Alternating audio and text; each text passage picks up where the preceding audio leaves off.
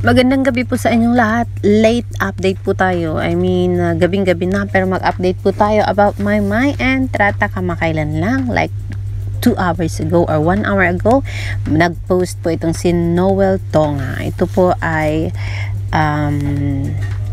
kasama daw niya si Maymay kahit pagod, kahit walang tulog.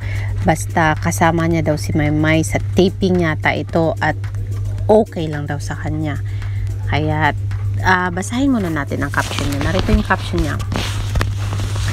No sleep, no problem. Basta with this girl, working again with my favorite. Kasi paborito niya pala si Maymay. And then, another post niya na photo. Ito yung Maymay in a maze. Parang maze po siya. And then, ang caption niya ay, hinahanap niya ang jowa niya. So, hindi natin alam kung sa click, like and share po ba ito na project ni Maymay or something else. Pero ang sabi niya doon sa retweet niya or reply niya kay Linda Blair, ang sabi niya ay it's just like fashion daw. May fashion daw itong si Maymay dito. Kaya aalamin natin, lalabas din ang katotohanan bukas makalawa.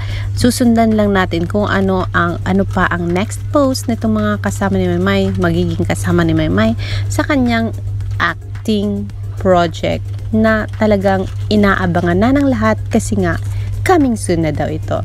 Yan lang po muna ang ating update, and then a little bit clip of Edward being so lang talagang obedient daw umano itong si Edward kay Maymay. Paano?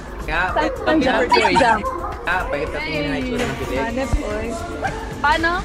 Sample lang jump. Jump shot.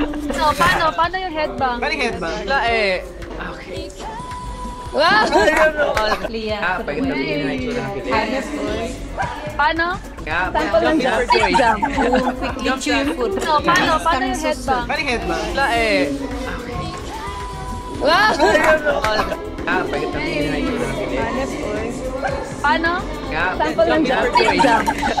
Jump shot. So, paano yung headbang? Paano yung headbang? Wala eh.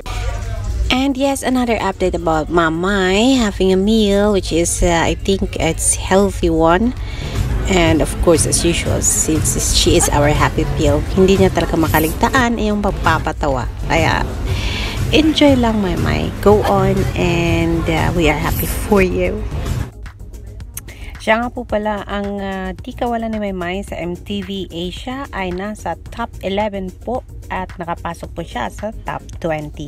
Congratulations, Maymay, at isa na naman itong, of course, achievement para sa'yo. Yan lang po muna. See you on my next. Love you!